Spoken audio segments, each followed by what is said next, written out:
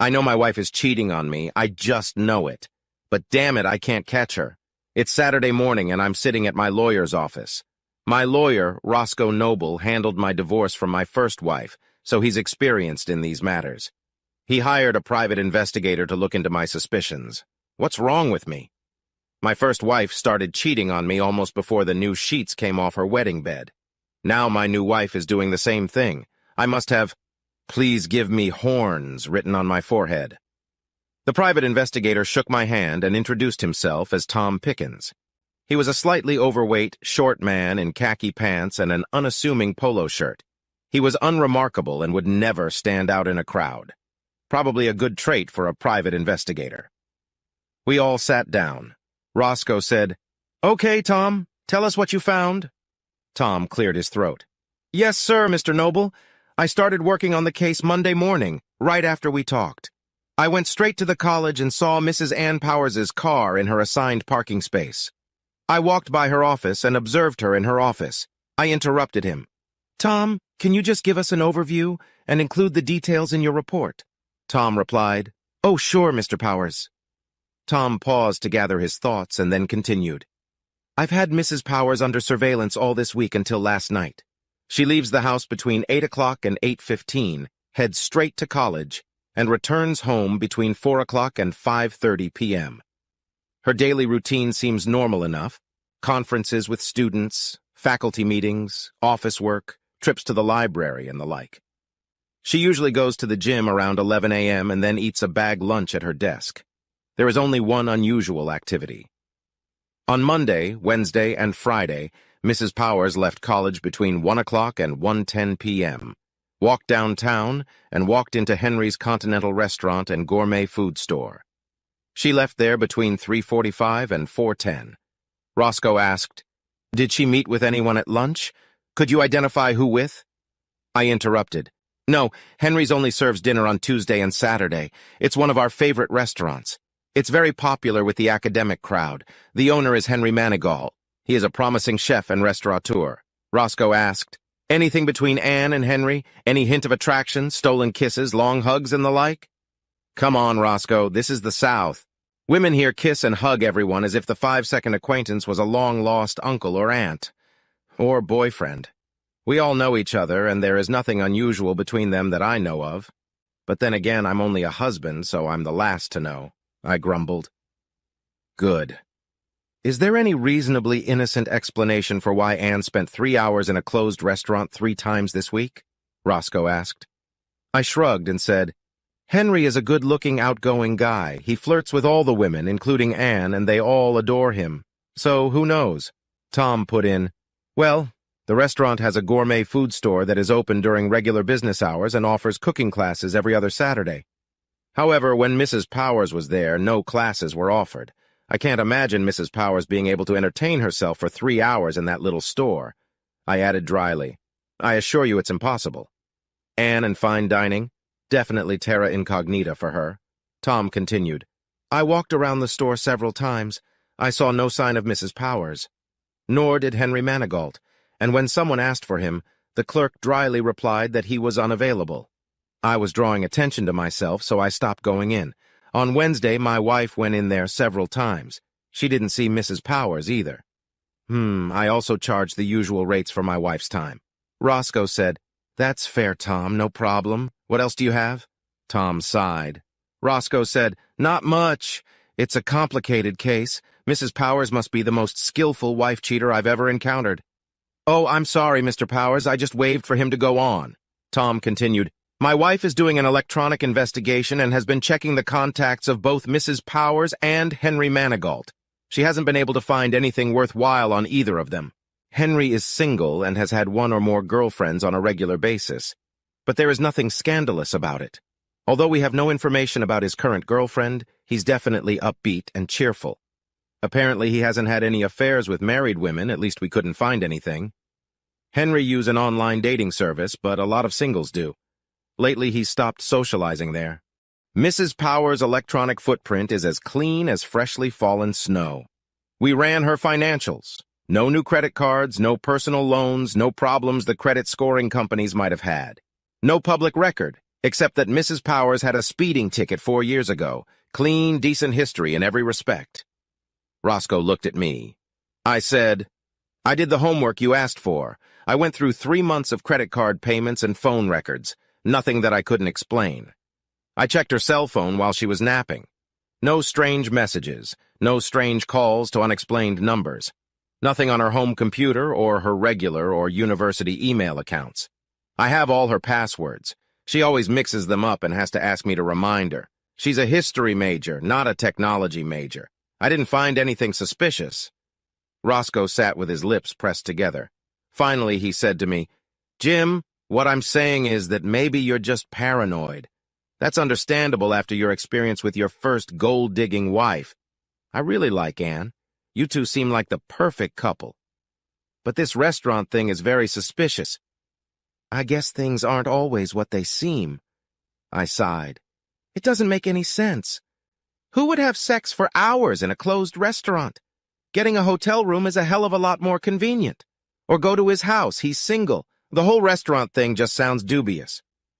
Roscoe suddenly began rummaging through a folder full of papers that looked like an accordion. After a minute, he said, Yeah, I might have something. Tom told me about Henry's restaurant visits on Wednesday night. I asked the paralegal to check everything I could find in the courthouse and city records on Henry. Here is Henry's application for a building permit, a 5-year-old application that includes a layout for remodeling the old Johnson's department store into his current restaurant. Roscoe turned over 2 sheets of floor plans so Tom and I could see them. He continued, Here's the first floor, the cooking store, restaurant and bar, restrooms, kitchen area, and storage. On the second floor is a large classroom, restrooms, storage area. And here, in the back, is an area designated as a studio apartment with its own bathroom and shower. We silently looked at the plans that showed the studio apartment. I said, Well, chefs have been known to work long hours. It might make sense to have an overnight stay there in the restaurant, but it's also undoubtedly a comfortable love nest.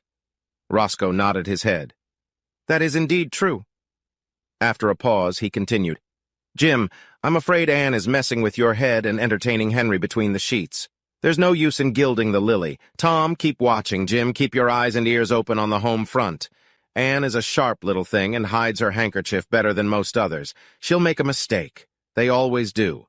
Then we'll nail her just like we nailed your first wife. On the way home, my head was splitting. With my first wife, I think I can understand her cheating. We got married too soon and too fast. She was studying art in her last year of college when we got married. A beautiful girl. She was also a self-centered social girl, not to mention she definitely expected to be high maintenance when she became a wife. As for me, I came from a simple construction family. I majored in civil engineering and was working on my MBA when we got married. My dad was drafted to Korea, was an Army engineer, came back and enrolled at Clemson through the Army draft. He then scraped together enough money to buy a concrete plant and made a small fortune in the post-war boom years. I realize now that my first wife saw me as a dollar sign, not a lifelong partner. She got more in the divorce than she ever could have gotten with her Bachelor of Arts degree. Dad had a stroke a few years ago and ended up taking over the concrete company. I brought modern engineering and business practices to an already successful company. We grew, and now we're pretty darn rich. My sister went to law school, and with all the construction litigation and the inevitable involvement in our cases, she became a pretty rich construction law guru in her own right. My first wife must be berating herself for not being more prudent and waiting until a more lucrative financial plum grew on the marriage tree. But my current wife, Anne, I just can't believe she's unfaithful either. We've been married for a little over 2 years now. She's 8 years younger than me, but she's an intelligent, mature woman with a good head.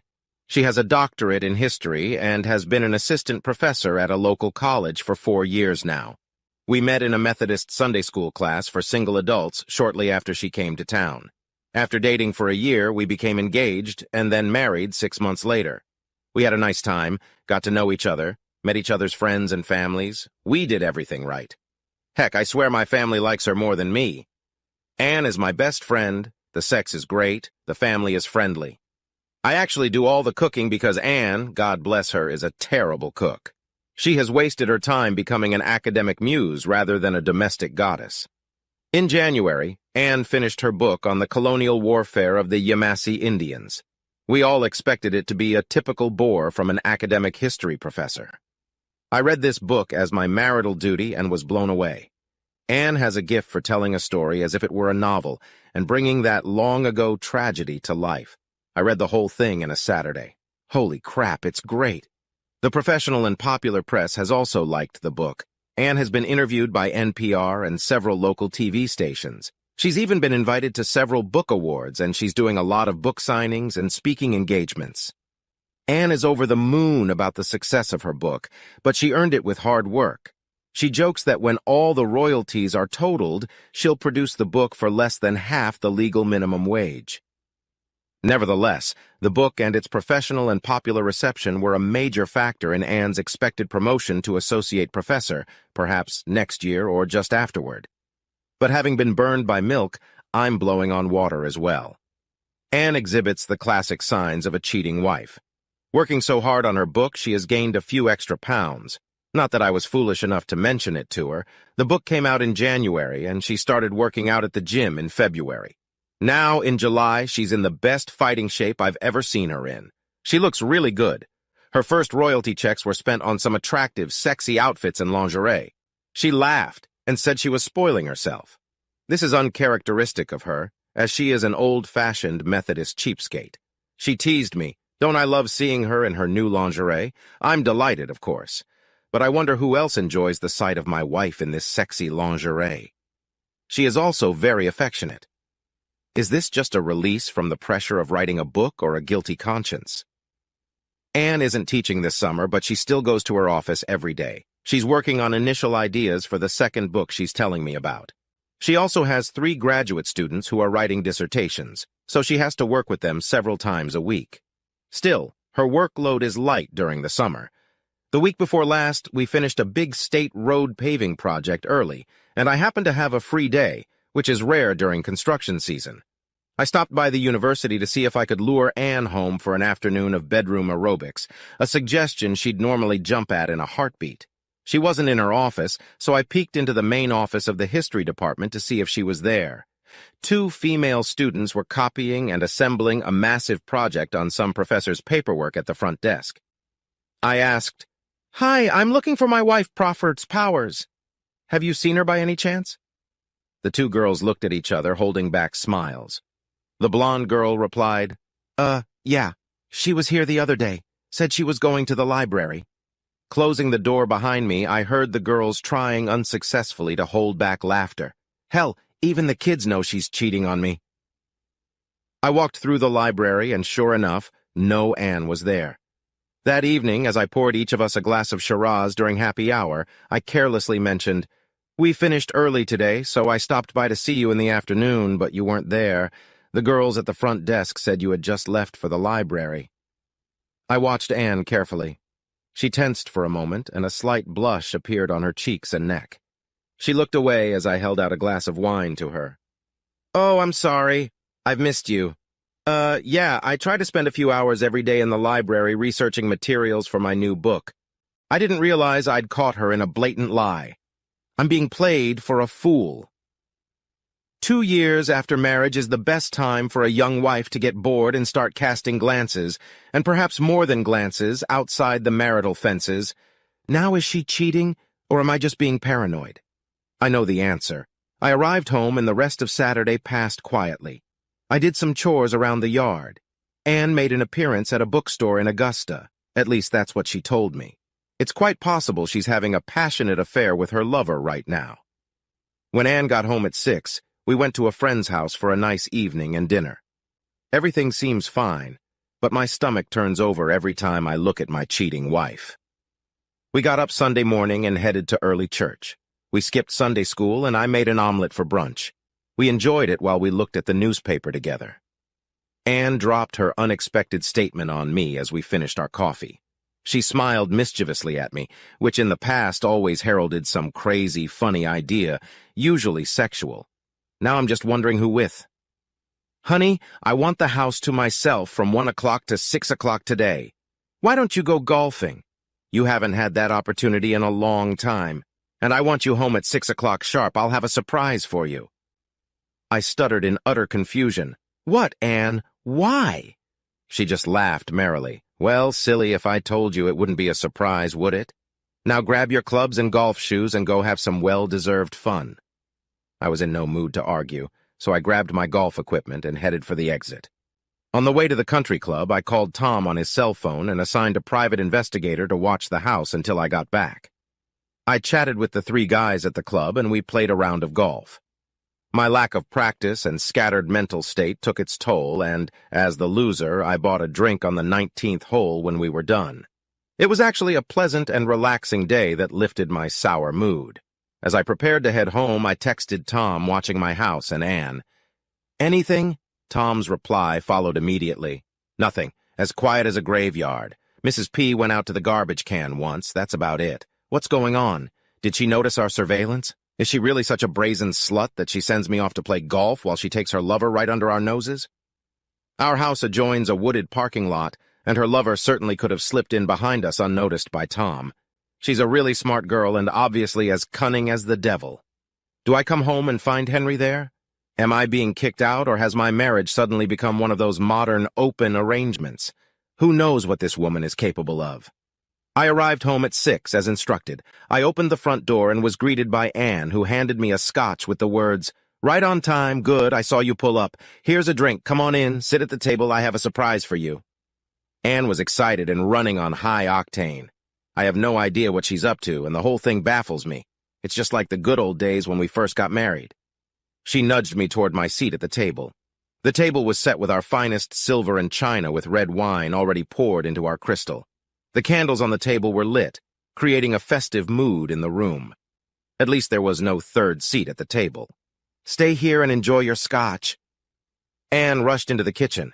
I couldn't imagine what my crazy wife was doing. She returned 5 minutes later carrying plated plates that were accompanied by a delightful aroma.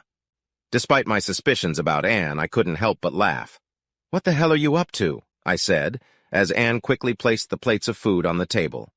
Anne took the lid off my plate, struck a pose, and said, "Voilà, bœuf à la bourguignonne," with perfect French pronunciation. "Julia Child says this is the most delicious beef dish ever made by man." "Did you cook it?"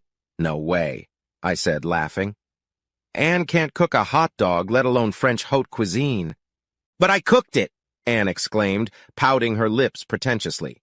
"Henry Manigault is giving me cooking lessons this summer." "What?" was my stunned reply. As Anne quickly handed out the food, she chatted cheerfully. Henry's niece, Jean, was working with us on her master's thesis, and her supervisor suddenly had to take a leave of absence for chemotherapy. I picked the girl up at the last minute and worked with her on her thesis. Anne was quiet for a while. She really is a sweet girl. Anyway, we had to scramble, but we got it all done and got through the system. She graduated right on schedule last May. Henry came up to me at graduation to thank me for helping his niece. He said he overheard you all teasing me at the restaurant about how I couldn't cook. Said he'd like to give me cooking lessons as a thank you for helping Jean. Anne shrugged her shoulders and continued chatting. "I have some free time in the summer, so I went to his cooking classes at his restaurant a few times a week. It was a little intimidating at first, but it's actually a lot of fun. This dinner is my debut into the culinary world. I should call Henry later and let him know how it went. If you like it, he's willing to keep practicing and is going to greatly expand my knowledge of the art of haute French cooking. How about that? I do have the wife I've always hoped for. Now she can cook on top of that."